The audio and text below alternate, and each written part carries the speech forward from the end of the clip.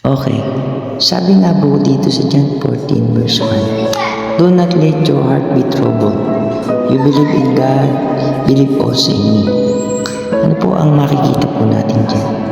Sinasabi po ng Panginoon, imbis na po tayo ay mabagabag o mabalisa sa mga bagay-bagay, ay mas piliin po natin ang maniwala at manalig sa Panginoon na siya po nagbibigay ng lahat ng pangangailangan at siya po din ang ating pag-asa sa lahat po ng bagay.